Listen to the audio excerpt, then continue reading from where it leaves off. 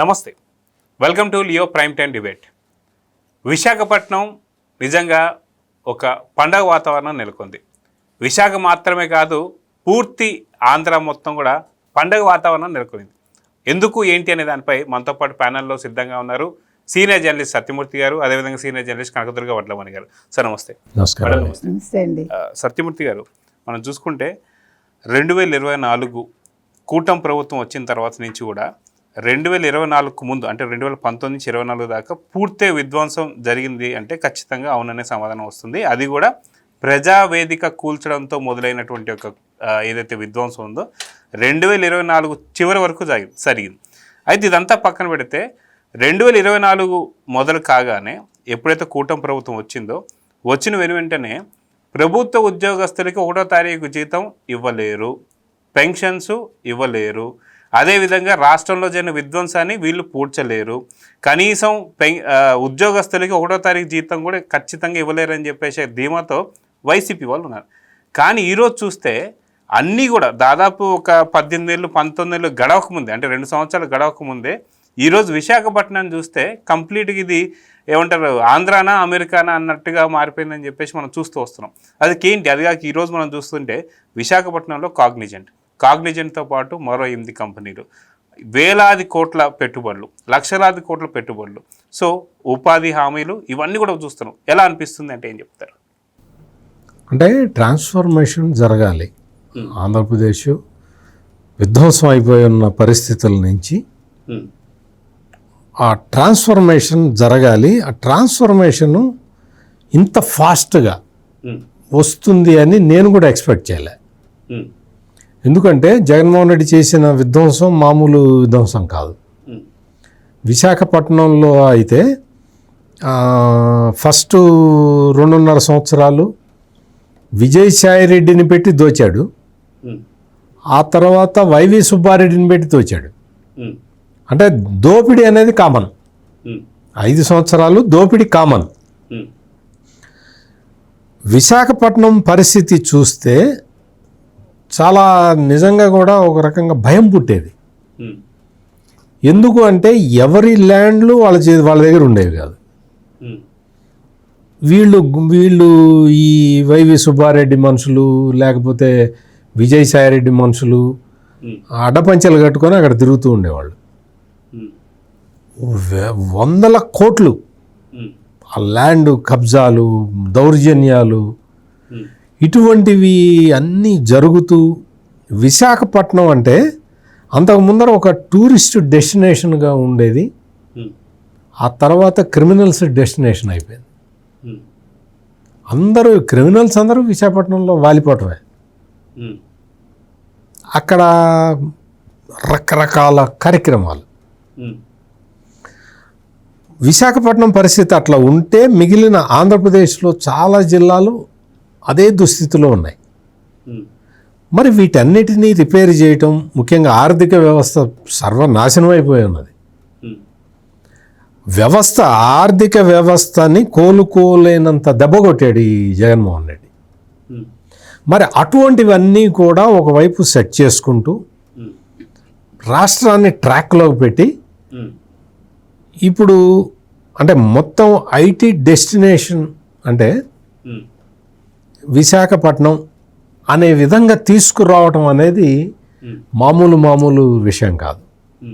చాలా అసలు ఈ ట్రాన్స్ఫర్మేషన్కి చాలా కాలం పట్టాల్సి ఉంది. కానీ ముఖ్యమంత్రి చంద్రబాబు నాయుడు ఆయన డైరెక్షన్లో ఐటీ విద్యాశాఖ మంత్రి నారా లోకేష్ పట్టుదలతోటి ఇవన్నీ సాధించి తీసుకొచ్చి అక్కడ కూర్చోబెట్టారు. మనం చూసాం టీసీఎస్ విశాఖపట్నానికి వచ్చినప్పుడు ఎంత గొడవ చేశారో ఈ వైసీపీయన్స్. టీసీఎస్ అంటే వీళ్ళకి పడదు. ఇప్పుడు కాగ్నిజెంట్ వచ్చింది, 20,000 ఉద్యోగాలతోటి కాగ్నిజెంట్ వచ్చింది. టీసీఎస్ 15,000 ఉద్యోగాలతోటి టీసీఎస్ ఇప్పుడు నడుస్తున్నది, అక్కడ వైజాగ్లో నడుస్తున్నది. కాగ్నిజెంట్ 20,000 ఉద్యోగాలతో వచ్చేస్తున్నది. మొత్తం ఇంకా ఈ సత్వా ఇవన్నీ కూడా టాప్ సాఫ్ట్వేర్ కంపెనీలన్నీ ఈ రోజున వాళ్ళ క్యాంపస్లు విశాఖపట్నంలో స్టార్ట్ చేస్తూ ఉన్నాయి. ఇంత పెద్ద డెవలప్మెంటు జరుగుతూ ఉండటం నిజంగా విశాఖ వాసులకి, ఉత్తరాంధ్ర వాసులకి ఇది నిజమైన శుభవార్త. ఒక ఉత్తరాంధ్ర వాసులే కాదుగా, మొత్తం ఆంధ్రప్రదేశ్కి సంబంధించిన అందరికీ ఇది పండగ రోజే. ఎందుకు అంటే ఒక ఐటీ డెస్టినేషన్ ఒకటి ఏర్పడ్డది. విశాఖపట్నం ఐటీ డెస్టినేషన్ కావటం, భోగాపురం ఇంటర్నేషనల్ ఎయిర్పోర్ట్ రెడీ అయిపోయింది. ఇంకా రేపు ఎల్లుండో ట్రయల్ రన్ వేసే పరిస్థితికి వచ్చేసింది. అంటే మీరు ఒక్కసారి ఆలోచించుకోండి, ఈ మొత్తం జగన్మోహన్ రెడ్డి టైంలో బాక్సైట్ దోపిడీ చేయటం తప్ప ఇంకా ఉత్తరాంధ్రాని ఏ విధంగానూ, అంటే ఒక సహజ వనరులని కొల్లగొట్టడానికి ఒక ప్లేస్ అనుకున్నాడు తప్ప ఉత్తరాంధ్ర కానీ, ఉత్తరాంధ్రలో ఉన్న నగరాలు, పట్టణాలు కానీ వీటన్నిటికీ కూడా టూరిజం ఇంపార్టెన్స్ ఉంది. వీటన్నిటికి కూడా ఐటీ రంగంలో దూసుకుపోయేంత ఇన్ఫ్రాస్ట్రక్చర్ అక్కడ మనం ఏర్పాటు చేయొచ్చు అన్న ఆలోచనలు ఏమీ జగన్మోహన్ రెడ్డికి రాలేదు.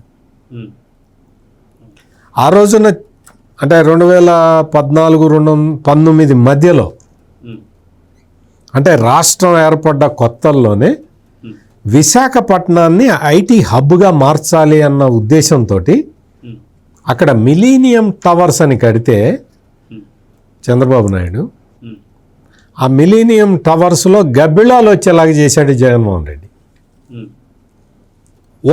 ఒక సాఫ్ట్వేర్ కంపెనీ అండి విశాఖపట్నం నుంచి వెళ్ళటానికి ఇంకా అక్కడ మిలీనియం టవర్స్లో ఉండిపోయింది, వెళ్ళాల వాళ్ళు. ఇంకా వాళ్ళు అక్కడ 10 మంది అంతమంది కూర్చొని పని చేసుకుంటున్నారు.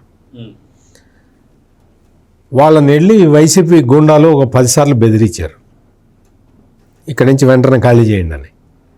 అయ్యా, మేము హైదరాబాదులో మేము ఒక అపార్ట్మెంట్ వెతుక్కుంటున్నాము, అది దొరకంగానే మేము వెళ్తాము అని చెబితే నువ్వు రేపటి లోపల ఖాళీ చేయాలి, నీకు దొరికిందా లేదా మాకు సంబంధం లేదు, నువ్వు ఖాళీ చేయాలి, దిస్ ఈజ్ జగన్ ఆర్డర్ అని చెప్పి వాళ్ళ మీద దౌర్జన్యం చేసినంత పని చేసి వాళ్ళ కంప్యూటర్లు తీసి, ల్యాప్టాప్లు తీసి రోడ్డు మీద విసిరేసే పరిస్థితి వస్తే వాళ్ళు అవన్నీ తీసుకొని కాగితాలు గీతాలు ల్యాప్టాప్లు బ్యాగ్లో పెట్టుకొని అట్లా కట్టుబట్టలతోటి బయటకు వచ్చినట్టు వచ్చారు. ఇంత దారుణంగా, ఇంత నీచంగా సాఫ్ట్వేర్ కంపెనీలని వెళ్ళగొట్టారు, కిరాతకంగా వెంటబడి వెళ్ళగొట్టారు. ఆ మిలీనియం టవర్స్లో ఏం చేశావు నువ్వు అంటే గబ్బిళాలని పెంచాం, అమరావతిలో తుమ్మ చెట్లను ఎట్లయితే పెంచామో మిలీనియం టవర్స్లో గబ్బిళాలని పెంచుకున్నాం. ఇది జగన్మోహన్ రెడ్డి చేసిన నిర్వాకం. ఇటువంటి పరిస్థితుల్లో ఆ మొత్తం అంతా ఆ మకిలి అంతా క్లీన్ చేసి రాష్ట్రాన్ని ఈ స్థాయికి తీసుకురావటం అనేది అది వేరే వాళ్ళ వల్ల కుదిరే అయ్యే పని కాదు. అది అటువంటిది ఈ రోజున కాగ్నిజెంట్ క్యాంపస్కి శంకుస్థాపన చేసుకోవటం, ఇంకొక 8-9 సంస్థలు రావటం, అన్నీ కూడా ఫౌండేషన్ వేసుకుంటూ ఉన్నాయి. అంటే ఇంకా పర్మనెంట్గా అక్కడ ఉండిపోయే ప్రాతిపదికన ఈ కంపెనీలన్నీ అక్కడికి వస్తూ ఉన్నాయి. విశాఖపట్నం మనకు తెలుసు నేవల్ బేస్, అది పర్యాటక కేంద్రంగా చేశారు. పర్యాటక కేంద్రంగా చేసిన వ్యక్తి చంద్రబాబు నాయుడు.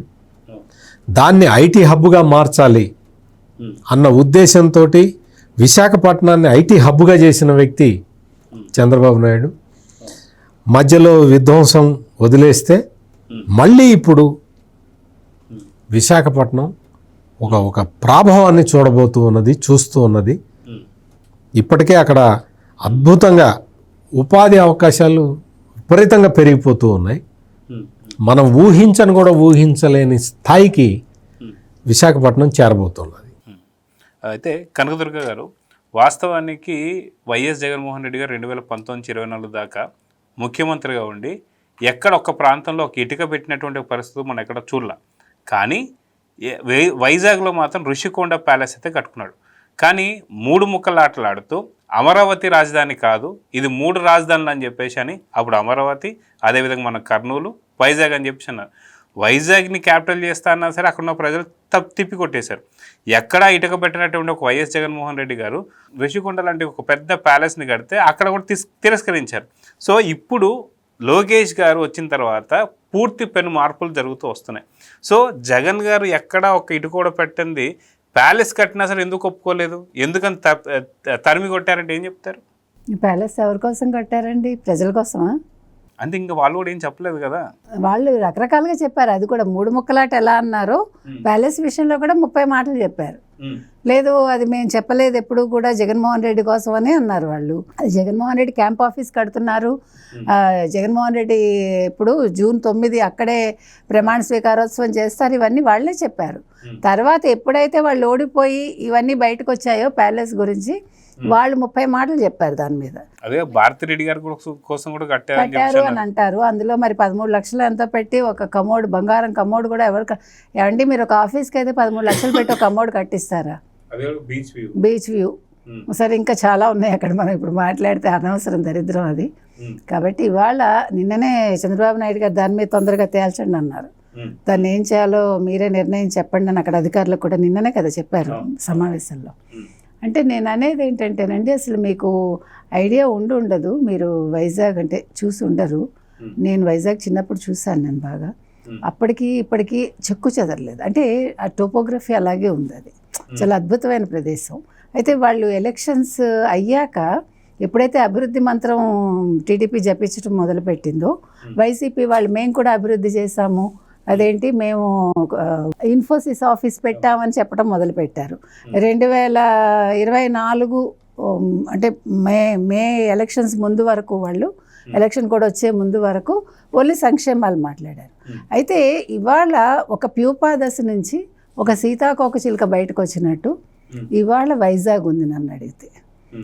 అంటే ఒక విధ్వంసం నుంచి ఇవాళ చాలా తొందరగా కోలుకుని, ఒక కోవిడ్ నుంచి కోలుకుని ఒక మన మనుషులు ఎట్లా అయితే మళ్ళా బయటకు వచ్చారో అలాగా ఇవాళ 5 ఏళ్ల పాలనలో ఎందుకు కాకుండా అయిపోయిన ఆంధ్రప్రదేశ్ ఇవాళ జవజీవాలు పుణికిపుచ్చుకుని తెచ్చుకుని ఇవాళ చంద్రబాబు నాయుడు అనే ఒక వ్యక్తి ద్వారా ఆయన ఊపిరిచ్చారు నన్ను అడిగితే.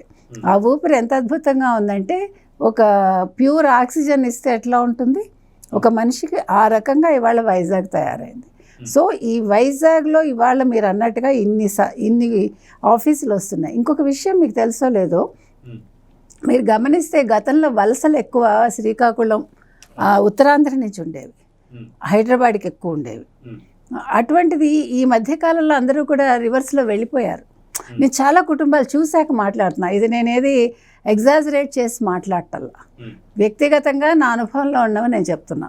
అంటే ఇవాళ ఉత్తరాంధ్ర అనేది ప్రతి వాళ్ళకి ఒక ఉద్యోగ కల్పనకి, అంటే అది చిన్నదా పెద్దదా కాదు, దే కెన్ సర్వైవ్. ఇవాళ మీకు బీహార్ నుంచి హైదరాబాద్కి మనుషులు వస్తున్నారు తప్ప శ్రీకాకుళం కానీ ఉత్తరాంధ్ర నుంచి కానీ ఎవరు రావట్లే. అది అంటే కార్పెంటరీ వర్క్ చేసేవాళ్ళు కావచ్చు, లేదు వాచ్మెన్ ఉద్యోగాలు చేసేవాళ్ళు కావచ్చు, ఎనీ ఫీల్డ్ అనమాట. సో మీరు మార్పు నేను చెప్తున్నా. అంటే నా ఊర్లో నేను ఉండడం అనేది, ఇప్పుడు చంద్రబాబు నాయుడు గారి కళ అదే కదా, నువ్వు నీ ఊర్లో ఉంటూ నీ ఇంట్లో నువ్వు వర్క్ ఫ్రమ్ హోమ్ చేసుకోవటం అనేది ఆయన చెప్పిన మాట. నీ తల్లిదండ్రులతో ఉంటూ నీ సొంత ఊళ్ళో నువ్వు వర్క్ ఫ్రమ్ హోమ్ చేసుకుంటూ నువ్వు హ్యాపీగా ఉండాలి, అది ఆయన కాన్సెప్ట్. ఆ కాన్సెప్ట్కి అనుగుణంగా ఇవాళ జరుగుతోంది అనే దానికి చాలా ప్రత్యక్ష ఉదాహరణలు ఉన్నాయి. మీరు అన్నట్టుగా ఒక్క ఇటుక కూడా పేర్చకుండా, ఒక్క ఇటుక, అసలు ఇటుక అంటే ఏంటి అని మీరు జగన్మోహన్ రెడ్డిని అడగాలి. అసలు ఇటుక దేనికి వాడతారు జగన్మోహన్ రెడ్డి గారు అని అడగాలి. అలాగా తెలుసులేండి, మరి ఇటుక ఎందుకు వాడతారో తెలియదు. అంత పెద్ద సిమెంట్ కంపెనీ ఓనర్ కాదు అంటే ఎవరో కడతారు కదా, దీనికి తెలుసు, సిమెంట్ కంపెనీ ఓనర్ కదా. తెలుసా? తెలుసు. అదే సిమెంట్ కంపెనీ, పెద్ద పెద్ద సిమెంట్ కంపెనీలు చాలా ఉన్నాయి. అయితే సరే, అంటే అంత జ్ఞానం ఉంటే ఓకే, అదృష్టం. ఇటుకల వరకు తెలుసు, దాన్ని కట్టడం తెలుసో తెలియదు కానీ పడగొట్టడం మాత్రం తెలుసు. ఓకే, అయితే దెన్ గుడ్. సో ఏదైనా కూడా అంటే కట్టడం అనేది ఆయనకు తెలియదు, కట్టడం అనేది చంద్రబాబు నాయుడు గారికి తెలుసు, ఇవాళ జగన్ గారికి తెలుసు. కూల్చడం ఎలాగా అనేది ఆయన అందులో పిహెచ్డీ కాదు, పోస్ట్ డాక్టర్లు కూడా చేశాడు అందులో. కాకపోతే ఏంటంటే హ్యాపెనింగ్ సిటీ ఇవాళ నుంచి మొదలైంది. ఇంకా వరుసగా మీకు ఉన్నాయి ఏంటి, అన్ని ఓపెనింగ్స్ ఉన్నాయి ఈ నెలంతా. ఇంకొకటి ఈసారి సంక్రాంతి డిసెంబర్లోనే వచ్చేసింది ఇవాళ నుంచి. ఎందుకంటే మీకు అన్ని జరగబోతున్నాయి, అన్ని ఓపెనింగ్స్ వరుసగా ఎన్ని కంపెనీస్ రాబోతున్నాయి. సో నేను అనేది ఏంటంటే ఇవాళ మీరు ఇంతలాగా జగన్మోహన్ రెడ్డిని ఏడిపించడం బాగాలేదు. ఆయనకి కంటి మీద కునుకు లేకుండా చేస్తున్నారు మీరు. ఎందుకంటే మరి ఇన్ని రకాలుగా కంపెనీలు తీసుకొచ్చేసి ఇన్ని వేల ఉద్యోగాలు ఇచ్చేస్తున్నాం అంటే మళ్ళీ అక్కడ ఏమంటాడు తెలుసా, ఏంటి 20,000 ఉద్యోగాలైనా కాగ్నిజెంట్ వస్తే, లేకపోతే ఇంకేదో వస్తే 15,000 ఉద్యోగాలైనా అని మాత్రం అడుగుతాడు. గతంలో డిఎస్సి టైంలో కూడా అడిగాడు కదా, ఏంటి 16,000 ఉద్యోగాలైనా, లేదు దాదాపు 25,000 ఉద్యోగాలు ఖాళీగా ఉన్నాయని చెప్పాను. మరి ఎందుకు నువ్వు ఇవ్వలేదంటే దానికి సమాధానం, మమ్మల్ని మీరు ప్రశ్నలు అడగకూడదు, మేము చెయ్యం, మీరు చేస్తే మేము భరించలేం, అంతే మా కాన్సెప్ట్ అది. మేము అరుస్తాము, పనులు చెయ్యం, మీరు పనులు చేస్తారు అరవరు, అది తేడా. సో మేము అరుస్తూ అన్నీ నెగిటివ్ స్ప్రెడ్ చేయగలం, అది జగన్మోహన్ రెడ్డి బలం అన్నమాట. ఏది ఏమైనా ఇవాళ వైజాగ్ అనేది మీరు అన్నట్టుగా తిరుగులేని ఒక ఐటీ నగరం అనొచ్చు మనం. ఐటీ నగరంగా రూపుదిద్దుకుంటుంది. అసలు మామూలుగా కూడా మీకు గమనిస్తే కనుకైతే ఉత్తరాంధ్రలో ఇప్పుడు చాలా చదువుకున్న వాళ్ళు ఎక్కువైపోయారు. అంటే ఇటీవల ఆఫ్ లేట్ మీరు కనుక తీసుకుంటే మన ఎదురు చాలాసార్లు మాట్లాడుకున్నాము, అక్కడ కాస్ట్ ఆఫ్ లివింగ్ ఎక్కువ ఎప్పుడూ కూడా. సో ఈ చదువుకున్న వాళ్ళు ఎక్కువయ్యారు బాగా. మీకు ఈ ఇటీవల కాలం అంటే సంబంధాలు కూడా ఎక్కువ వైజాగ్ వాళ్ళని చాలామంది చేసుకుంటున్నారు, అందుకని చెప్తున్నా. చాలా సంబంధాలు ఈ మధ్యకాలంలో నేను చూసా, అందరూ హైలీ ఎడ్యుకేటెడ్ పిల్లలు ఉంటున్నారు. కాబట్టి అందుకని నేను ఈ పాయింట్ ఎందుకు చెప్పానంటే వాళ్ళకి ఇది ఒక advantage. They can work from their native place కదా. వాళ్ళు వైజాగ్లోనే ఉంటూ, లేదు ఇప్పుడు శ్రీకాకుళం వాళ్ళైనా Vizag is not very far కదా. సో వాళ్ళు ఆ చుట్టుపక్కల ఎక్కడైనా కూడా, ఈవెన్ కాకినాడ అయినా దగ్గరే, ఒక 2 hours 3 hours అనుకోండి పోనీ, అంటే అందాజా చెప్తున్నాను నేను. సో ఆ రకంగా ఇవాళ వైజాగ్లో పెట్టడం వల్ల ఆంధ్రప్రదేశ్లో ఉండే యువకులకి అది చాలా, అంటే వాళ్ళు ఆనందపడవచ్చు, మనం ఇంకెక్కడికి వెళ్ళక్కర్లేదు అని. నెక్స్ట్ మనం కనీసం ఇంకొక 1 year 2 yearsలో జిఎస్టీ, మన జిఎస్టీ మన రాష్ట్రానికి మనమే కట్టుకుంటామేమో, నేను అదొకటి కూడా ఆనందపడుతున్నా. ఎందుకంటే ఇంతకాలం మన వాళ్ళందరూ బెంగళూరుకో హైదరాబాద్కో కడుతున్నారు. నిజం చెప్పాలంటే మనం మెడ్రాస్, మనం మిగతా రాష్ట్రాలను పెంచి పోషిస్తున్నాం అన్ని విషయాల్లో. మీరు ఓన్లీ ఐటీ అనుకోకండి, భక్తి విషయంలో కూడా మనం మిగతా రాష్ట్రాలను పెంచి పోషిస్తున్నాం. ఈవెన్ టూరిజం కూడా మనం మిగతా రాష్ట్రాలను పెంచి పోషిస్తున్నాం. కాబట్టి దాని నుంచి మనం మన రాష్ట్రానికి ఏ రకంగా మనం మంచి చేయగలం అనే పాయింట్ మనందరం కూడా దృష్టిలో పెట్టుకోవాలి. నా పాయింట్ అది. ఎందుకంటే జిఎస్టీ కావచ్చు, ట్యాక్సులు కట్టడం కావచ్చు, మనం వేరే రాష్ట్రాలకే కాకుండా మన రాష్ట్రానికి మనం ప్రిఫరెన్స్ ఇచ్చుకునే రోజు రావాలని నేను కోరుకుంటున్నాను. అయితే సత్యమూర్తి గారు, మనం చూసుకుంటే చంద్రబాబు నాయుడు గారు ఇప్పటిదాకా 3.0 పాలన మనం చూసేసాం ఇప్పటిదాకా, అదంతా అయిపోయింది. ఇప్పుడు 4.0. కానీ చాలా సీనియర్ జర్నలిస్టులు ఆయన చాలా దగ్గరగా చూస్తుంటారు, మిగతా పార్టీలు కూడా మీరు చూస్తుంటారు. కాబట్టి ఎందుకో చంద్రబాబు నాయుడు గారు 4.0 పాలన మాత్రం చాలా డిఫరెంట్గా ఉంది అని చెప్పేసి అయితే అందరిలో కూడా ఇప్పుడు ఐఏఎస్లు కావచ్చు, ఐపీఎస్లు వాళ్ళలో కూడా చాలా రకాల ఈ డిస్కషన్ వస్తుంది. చాలా కసితో పనిచేస్తున్నారు, మన టార్గెట్ 2047 కాదు, ఖచ్చితంగా అంతకు ముందే జరిగిపోవాలని చెప్పేసి అనే ఆకాంక్ష మొత్తం కనిపిస్తుంది. దానికి ఉదాహరణ వైజాగ్ అని చెప్పుకోవచ్చు. ఏదైతే మనం చూస్తాం డేటా ఏ సెంటర్ కావచ్చు, ఇప్పుడు మనం చూసుకుంటే కాగ్నిజెంట్ కావచ్చు, అదేవిధంగా టీసీఎస్ కావచ్చు, చాలా కంపెనీలు అయితే వస్తున్నాయి. ఇంత కసిగా అనేది గతంలో ఎప్పుడు కూడా మనం చూడలేం. ఒక విజనరీతో వెళ్తూ దాన్ని చాలా స్పీడప్ చేయడం కూడా మనం చూస్తున్నాం. సాధారణంగా చంద్రబాబు నాయుడు గారు ఒక డెసిషన్ తీసుకోవాలంటే కొంత టైం తీసుకుంటారనేది ఇప్పటిదాకా చూసాం. కానీ ఇప్పుడు అలా కాకుండా ఒక చిటికలో అన్ని డెసిషన్ తీసుకుంటున్నారని చెప్పి అన్నారు. మీరేమంటారు? అంటే ఆంధ్రప్రదేశ్ రాష్ట్రం విడిపోయిన తర్వాత చంద్రబాబు నాయుడు ఆంధ్రప్రదేశ్ ముఖ్యమంత్రి అయ్యి ఆయన ఒక తిరుగులేని ఫౌండేషన్ వేసి పెట్టాడు. అంటే అప్పటికే ఒక డ్రాఫ్ట్ ప్లాన్ పెట్టారు. అప్పుడున్న 13 జిల్లాల్లో ఏ జిల్లాని ఏ క్లస్టర్గా అభివృద్ధి చెయ్యాలి అనే డ్రాఫ్ట్ ప్లాను అప్పుడే రెడీ చేశారు. ఎప్పుడైతే అమరావతిలో రాజధాని పెట్టాలి అనుకున్నారో, సమగ్రంగా రాష్ట్రం అభివృద్ధి చెందాలి అంటే ఏం చేయాలి అని ప్లాన్ చేసి ఒక్కొక్క జిల్లాని ఒక్కొక్క యూనిట్గా తీసుకొని అందులో ఏమేమి పరిశ్రమలు రావాలి అనేది ఒక ఎస్టాబ్లిష్ చేసుకున్నారు. ఆ ప్లాన్ పకడ్బందీగా ఉన్నది. ఆ ప్లాన్ని ఇంప్లిమెంట్ చేయటం మొదలుపెట్టారు. ఆ తర్వాత ఎలక్షన్లు వచ్చినాయి, విధ్వంసకారుడు వచ్చాడు. సో ఆ ప్లాన్ ఆగిపోయినది. ఇప్పుడు మళ్ళీ అధికారంలోకి రాగానే ఇప్పుడు ఇంకా మళ్ళీ ప్లాన్ వెయ్యక్కర్లా. అందుకని చంద్రబాబు నాయుడు పని సులభమైంది. ఇప్పుడు ఓన్లీ ఏంటి అంటే జగన్మోహన్ రెడ్డి చేసిన విధ్వంసానికి సంబంధించి శ్వేతపత్రాలు ఇచ్చారు. అయ్యా ఇదిగో ఆయన పాలన వల్ల ఇంత విధ్వంసం జరిగింది, ఇంత నాశనం అయింది, ఇంత అప్పులైనాయి అని ముందర శ్వేతపత్రాలు ఇచ్చేశారు. ఆ తర్వాత ప్రస్తుతం కేంద్ర ప్రభుత్వం ప్రయారిటీస్ ఏంటి, ఆ ప్రయారిటీస్ని మనం ఎట్లా అందిపుచ్చుకోవాలి అన్న ఉద్దేశంతో దాదాపుగా 24 విధాన పత్రాలను తయారు చేసుకున్నారు, పాలసీ డాక్యుమెంట్లను తయారు చేశారు. ఈ 2 పనులు అయిపోగానే ఇక రూట్ క్లియర్. ఆల్రెడీ ఏ జిల్లాలో ఏది పెట్టాలి అనేది ముందరే రూట్ ఉన్నది, ప్లాన్ ఉన్నది. ఇప్పుడు మొత్తం కొత్త ప్లాన్లు వచ్చేసినాయి. ఏమేమి ఏ పరిశ్రమ పెడితే ఎంత రాయితీ ఇస్తాము అనేది క్లియర్ కట్గా ముందరే ఒక పాలసీ చెప్పేశారు. దాంతో ఏమైపోయింది అంటే ఆ పాలసీ ఎవరు చదివినా కానీ ఓకే ఈ సౌకర్యాలు మనకు వస్తాయి, ఈ సౌకర్యాలు మనం సమకూర్చుకోవాలి అని పారిశ్రామికవేత్తలకి ఒక ఐడియా వచ్చేసింది. దాంతో వాళ్ళందరూ వచ్చేసి మాకు క్లారిటీ ఉందండి, మీ రాష్ట్రంలో పెట్టుబడులు పెడితే మీరు మాకేమిస్తారు, మేమేం చేయాలి అనేది ఉన్నది, ఐడియా ఉన్నది, అందుకని మేము వచ్చేస్తాము అని చెప్పి వచ్చారు. ఇదంతా కూడా ఒక విజనరీ లీడర్ అయిన చంద్రబాబు నాయుడు చేసిన ప్లానింగ్ ఇది.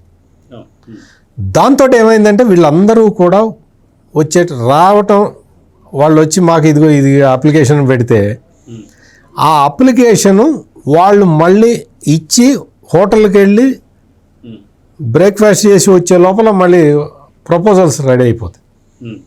అంత ఫాస్ట్గా ఈజ్ ఆఫ్ డూయింగ్ బిజినెస్ని స్పీడ్ ఆఫ్ డూయింగ్ బిజినెస్గా మార్చి చేశారు. ఇది సక్సెస్ కారణం. అది కాక 21 రోజుల్లోనే అన్ని రకాల పర్మిషన్స్ ఇచ్చేస్తామని చెప్పి అసలు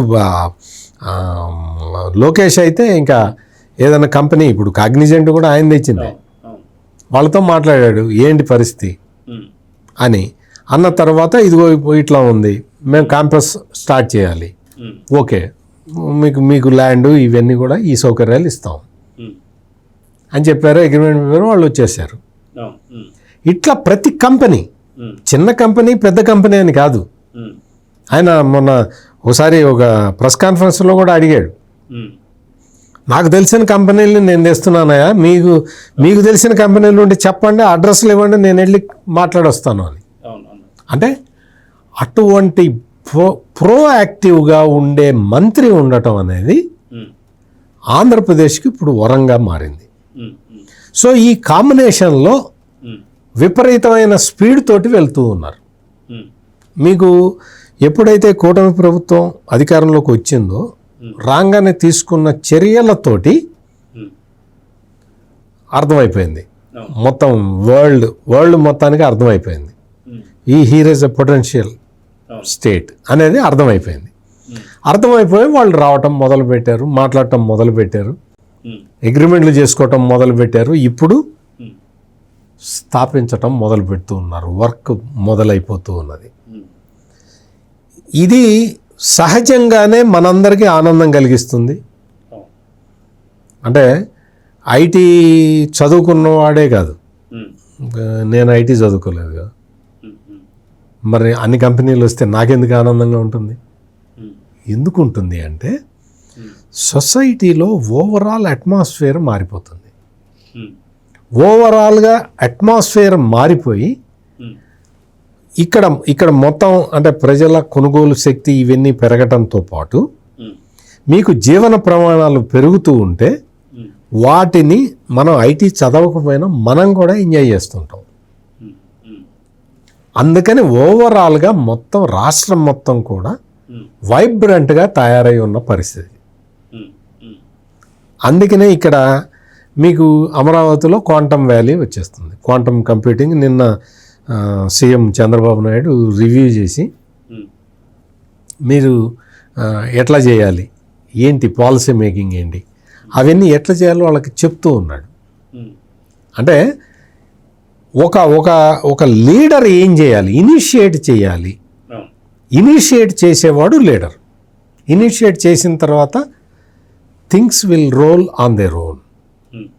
అది జరుగుతున్నది, ఆంధ్రప్రదేశ్లో జరుగుతున్నది అది. అందుకనే ఇప్పుడు మనం విశాఖపట్నం ఒక పూణేకి, లేకపోతే హైదరాబాద్కి, లేకపోతే బెంగళూరుకి, బాంబేకి చెన్నైకి కాంపిటీషన్ ఇచ్చే స్థాయికి ఐటీ రంగంలో ఎదగటం అనేది అది మనం కళ్ళారా చూడబోతూ ఉన్నాం. ప్రజలందరూ కూడా దీన్ని, ఈ విజయాన్ని ఆస్వాదిస్తూ ఉన్నారు. అది అందుకని సొసైటీ మొత్తం పాజిటివ్ వైబ్రేషన్స్ తోటి ఉన్నది. నెగిటివ్ వైబ్రేషన్స్ ఉన్న ఏకైక వ్యక్తి జగన్మోహన్ రెడ్డి ఒక్కడే. అయితే కనకదుర్గ గారు మనం చూసుకుంటే వైఎస్ జగన్మోహన్ రెడ్డి గారు అనగానే ఏ కంపెనీలు గుర్తొస్తాయంటే మొదటగా గుర్తొచ్చేది లుల్లు, అదేవిధంగా కియా, అదేవిధంగా మనం చూసుకుంటే అమర్ రాజా బ్యాటరీస్ కావచ్చు, యూట్యూబ్ అకాడమీ కావచ్చు, గూగుల్, అంటే ఇవన్నీ తెచ్చినాయి కాదు, పంపించినవి. ఇప్పుడు మనం చూసుకుంటే లోకేష్ గారు అనగానే ఐటీ శాఖ మినిస్టర్ అనగానే మనకు ఇప్పుడు గుర్తొచ్చేది ఏ డేటా సెంటర్ కావచ్చు, టీసీఎస్ కావచ్చు, కాగ్నిజెంట్ కావచ్చు, ఇలా ఎన్నో రకాల కంపెనీలు మనం చూస్తున్నాం.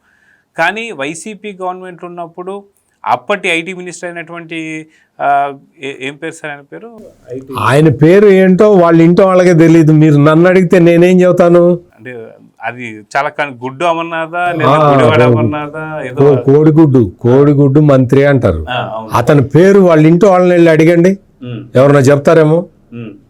మాకు తెలియదు, ఇక్కడ ఎవరో ఉంటారు మాకు తెలియదు అంటారు. వాళ్ళ అటువంటి అనామకుల గురించి మనం పెద్దగా విషయం వాళ్ళ పేర్లు గుర్తుంచుకునేంత స్థాయిలో వాళ్ళు లేరు. అవును అవును. అయితే ఆయన కూడా నిండు అసెంబ్లీ సాక్షిగా మనం చూసుకుంటే కోడిగుడ్లు, బొబ్బట్లు, చేపలు, పచ్చళ్ళు, ఏంటి గత వైసీపీకి సంబంధించినటువంటి ఐటీ మినిస్టర్ కావచ్చు, ఇప్పుడు లోకేష్ గారిని వాళ్ళ నాయకుడు చేపల గురించి మాట్లాడు. అది కాక వాళ్ళకి సంబంధించిన కేతిరెడ్డి వచ్చేసి పులసల చేపల గురించి ఏదో మాట్లాడతాడు. అసలు కాదు, మీకు నవ్వాల్సిన విషయం ఏంటంటే పులస అనేది అక్కడ పండదు, అది సముద్రమును గోదావరి కలిసి రివర్స్ లో వస్తాయి అవి. అది కూడా తెలియదండి. పులసలు మనం పండించేద్దాం అంటారు వాళ్ళు. అంటే తినని నాకే తెలుసు, తినే వాళ్ళకి ఎంత తెలియాలని. అయితే ఇప్పుడు మీరు అన్నట్టుగా విధ్వంసానికి తెరపడి 18 నెలలు అయింది. అర్థమైందా మీకు? అయితే ఇందాక మీరు మాట్లాడుతూ మిగతా స్టేట్స్ గురించి తీసుకొచ్చారు. అప్పుడు ఒక పాయింట్ చెప్పాలనుకున్నా. అంటే మొన్నటి వరకు ఆ స్టేట్స్ అన్నీ చాలా ఆనందంగా ఉన్నాయి. ఎందుకని జగన్మోహన్ రెడ్డి మీద చాలా ప్రేమగా కూడా ఉండుంటాయి. 5 ఏళ్ళు ఎటువంటి కంపెనీ తేకుండా, వాళ్ళకి ఎటువంటి పోటీ ఇవ్వకుండా నిమ్మక నీరెత్తినట్టు, అంటే ఈయన ఎళ్ళగొట్టే కంపెనీలన్నీ పక్క రాష్ట్రాలకు వెళ్తాయి. ప్లస్ ఇక్కడ అసలు డెవలప్మెంట్ ఉండదు కదా. ఇప్పుడు మరి చంద్రబాబు నాయుడు గారు వస్తే ఇప్పుడు మరి మీకు ఇబ్బందే. ఇప్పుడు లొకేషన్ చూస్తే ఇంకా ఇబ్బంది. ఎందుకంటే యువకుడు పరిగెడుతున్నాడు. ఏంటి పరిగెట్టడం ఏంటి? ఇప్పుడు స్పీడ్ ఆఫ్ బిజినెస్ అన్నారు, పేరు కూడా అదే పెట్టారు. స్పీడ్ మినిస్టర్ వచ్చి స్పీడ్ ఆఫ్ బిజినెస్ అని పెడితే అప్పుడు ఇంకా ఏంటి మరి పరిస్థితి? ఇప్పుడు ఇన్ని కంపెనీలు వస్తున్నాయి, ఇప్పుడు 13 లక్షల కోట్ల పెట్టుబడులు వచ్చాయి, 7,20,000 ఉద్యోగాలు కల్పిస్తున్నాం అని చెప్పారు. దానికి ఇవాళ పునాది పడింది. ఇవాళ ఇన్ని జరుగుతూ ఉంటే మరి మిగతా రాష్ట్రాలు లోకేష్ మీద పడేడుస్తాయి, జగన్మోహన్ రెడ్డిని ప్రేమిస్తాయి సహజంగా.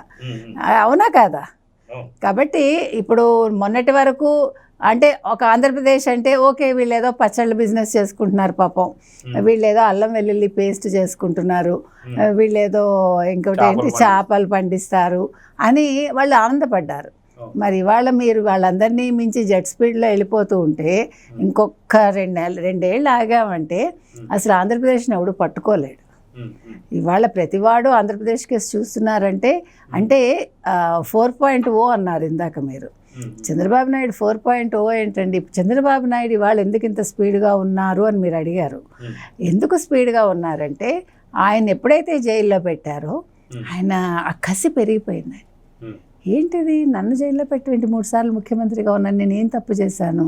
ఇప్పుడు ఏమంటే ఇన్ని సంవత్సరాలు ఒక మనిషి ముఖ్యమంత్రిగా పనిచేసి, అంతకుముందు మంత్రిగా పనిచేసి, ఎటువంటి మచ్చ లేకుండా ఉండే మనిషిని మీరు తీసుకెళ్ళి జైల్లో పెట్టి 53 రోజులు ఆయన ఇబ్బంది పెడదామని చూస్తే ఆయనకి ఒక దృఢ సంకల్పం ఇంకా ఎక్కువైపోయింది ఆయనకి. ఈ రాష్ట్రాన్ని నేను పట్టుదలతో నేను నెంబర్ 1 చేసి చూపిస్తాను అని డెసిషన్ తీసుకుని ఉంటారు ఆయన. అందుకని ఇప్పుడు 4.0 చాలా చిన్నది. ఇప్పుడు 4.0 ఏంటి, మీరు 5.0 కూడా వేసుకోండి. ఎందుకంటే జగన్మోహన్ రెడ్డి ఇంకా 2.0 అంటున్నాడు, ఇంకా వెనకబడి ఉన్నాడు ఆయన. ఈయన 5.0 వేసుకోండి మీరు. ఎందుకంటే అంత జెట్ స్పీడ్తో ఎందుకు చేస్తున్నారంటే ఇవాళ ఆంధ్రప్రదేశ్ ఏదైతే హైదరాబాద్ నిన్నటి వరకు అందరి మనసుల్లో ఉందో చంద్రబాబు నాయుడు చేశారని, దానికి మించి ఫాస్ట్గా ఇవాళ ఆంధ్రప్రదేశ్ని డెవలప్ చేయాలని ఆయన కంకణం కట్టుకున్నారండి. అప్పుడు ఆయనకి దానికి ఏదో అగ్ని కాజ్యం అన్నారు, అంటే మంచిగా చెప్తున్నాను నేను. ఇవాళ ఎవరు లోకేష్ అట్లా అమరారు ఆయనకి. కాబట్టి ఈయన స్పీడ్ని అందుకుంటున్నది లోకేష్, ఈయన మించి అందుకుంటున్నాడు. అంటే మన మాట అనకూడదు. సో ఈయన స్పీడ్ అందుకుంటూ ఆయన ఇందాక మీరు అన్నారు చూడండి, ఇంకా ఏమైనా ఉంటే చెప్పండి అని విలేకరులను అడుగుతున్నారని, అది కావాలి. అంటే తండ్రిని మించిన తనయుడు అవడం విదిన్ నో టైం అవుతాడు అతను. ఇప్పుడు నేనైతే ఆ మాట అనను, let him be like this. ఎందుకంటే అతను ఆయన ఏదైతే చేయాలనుకుంటున్నారో ఆయన ఆలోచనని ఇతను అందిపుచ్చుకుని దాన్ని అమలు చేసి చూపిస్తున్నాడు. ఆయన ఆలోచన ఆగిపోవట్లే, ఆయన ఆలోచన ఇట్లా వచ్చిన వెంటనే ఇతను దాన్ని పట్టుకుని దాన్ని కార్యరూపం దాల్చేలా చేస్తున్నాడు.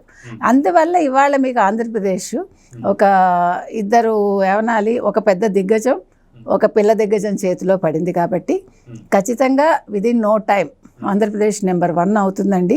అంటే బెంగళూరు ఇవాళ ఐటీ హబ్ అయి ఉండొచ్చు, నేనేం కాదనన్ను.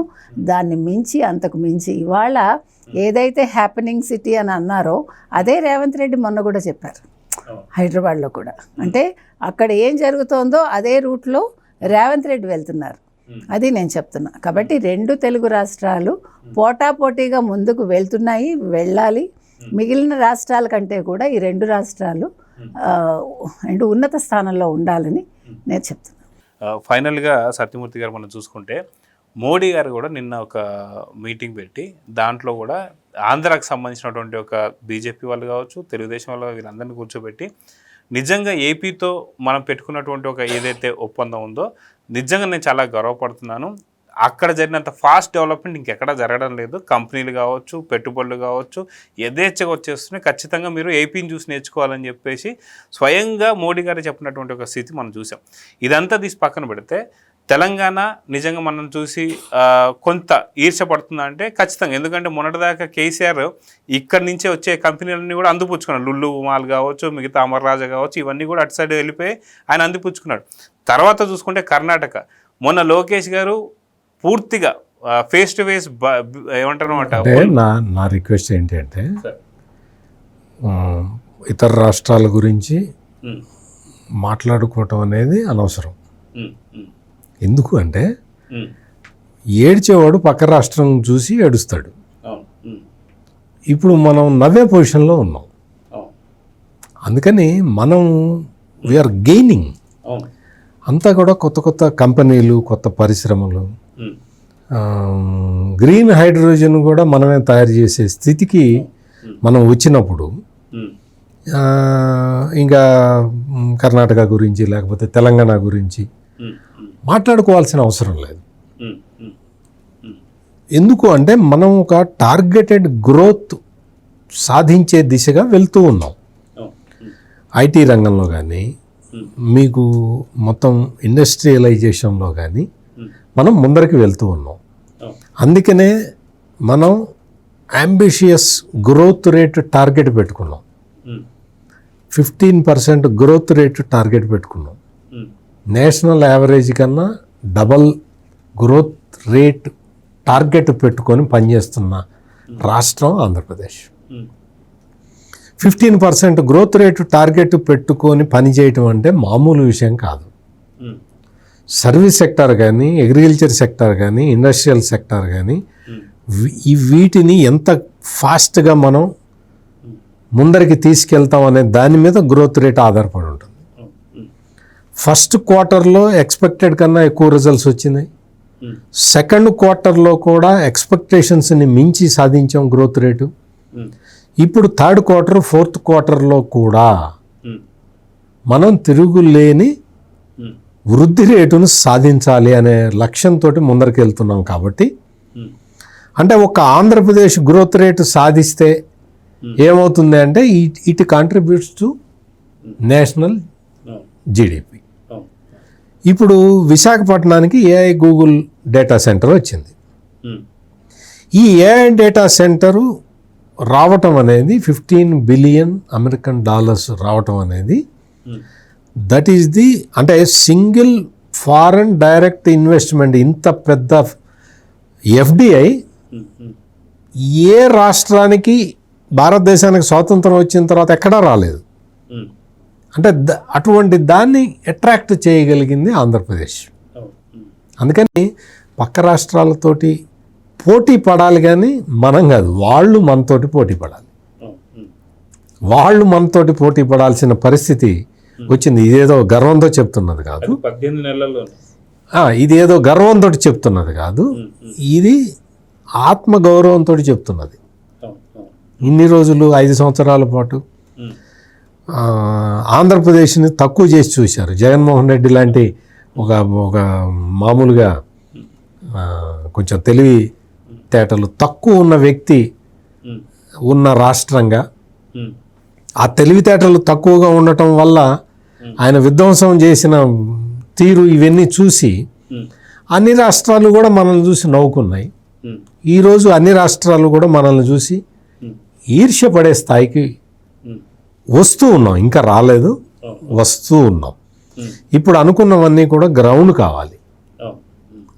ఇవన్నీ గ్రౌండ్ అయిన తర్వాత మొత్తం స్టేట్ యొక్క ఆ స్వరూప స్వభావాలే మారిపోతాయి. స్టేట్ స్వరూప స్వభావాలు మారిపోయినాయి అంటే it contributes to national GDP. అందుకని ఇంకా చేయాల్సిన పని చాలా ఉన్నది. మనం ఈ జగన్మోహన్ రెడ్డి చేసే రాజకీయాల్ని ఇవన్నీ పట్టించుకోకుండా ప్రజలందరూ కూడా ఒకే దృష్టితోటి చూడాలి. రాష్ట్రం ముందరికి వెళ్తున్నది, మనం వీలైతే దీనికి కంట్రిబ్యూట్ చేద్దాం. దీన్ని ధ్వంసం చేసే జగన్మోహన్ రెడ్డి అండ్ కంపెనీని మనం అడ్డుకుందాం అని చెప్పి ప్రజలు ఆలోచించాల్సిన పరిస్థితికి ఇప్పుడు వచ్చాం. మీకు క్లియర్ కట్గా విజన్ కనపడుతూ ఉన్నది, ఆంధ్రప్రదేశ్ ఎట్లా ముందరికి వెళ్ళబోతున్నది అనేది. సో ఆ విజన్కి అడ్డం వచ్చే నరకాసురుల్ని తొలగించుకోవాల్సిన బాధ్యత ఇప్పుడు రాష్ట్ర ప్రజల చేతుల్లోనే ఉన్నది. ఈ అడ్డం వచ్చే నరకాసురుల్ని నదికి అవతల పారేయాలి, రాజకీయంగా తలెత్తకుండా చేయాలి. అదే చేస్తున్నారు, అందులో ఎటువంటి సందేహం లేదు. అందుకనే ప్రజలందరూ ఇప్పుడు నేను చెప్పిన విధంగా ఆలోచిస్తున్నారు కాబట్టే జగన్మోహన్ రెడ్డికి ఏం చేయాలో అర్థం కాక నేరస్తుల్ని వెంట పెట్టుకొని తిరుగుతూ ఉన్నాడు. జగన్మోహన్ రెడ్డి, నువ్వు నేరస్తుల్ని వెంట పెట్టుకొనే తిరుగు, నేరస్తుల్నే సపోర్ట్ చేయి. మంచి సమాజం మొత్తం మంచి ప్రభుత్వంతో ఉంటుంది. ఇది ప్రజలందరూ కూడా గమనించి పాటిస్తూ ఉన్నారు. ఇంకెవరన్నా గమనించకుండా ఇంకా జగన్మోహన్ రెడ్డి వ్యామోహంలో ఉన్న వాళ్ళకి నేను ఇప్పుడు చెప్తున్న మాటలు వాళ్ళు అర్థం చేసుకొని జగన్మోహన్ రెడ్డి నుంచి దూరం జరగాల్సిందిగా నేను కోరుకుంటున్నాను. లేకపోతే మీ అందరి చేత అప్పుడు గంజాయి అమ్మించాడు, ఇప్పుడు కొత్తగా మాదక ద్రవ్యాలు కొత్తవి కొండలరెడ్డి అమ్మాడు కదా, వైసీపీ విద్యార్థి విభాగం నాయకుడు కొండలరెడ్డి అమ్మినట్టు మీ చేత కూడా అమ్మిస్తాడు.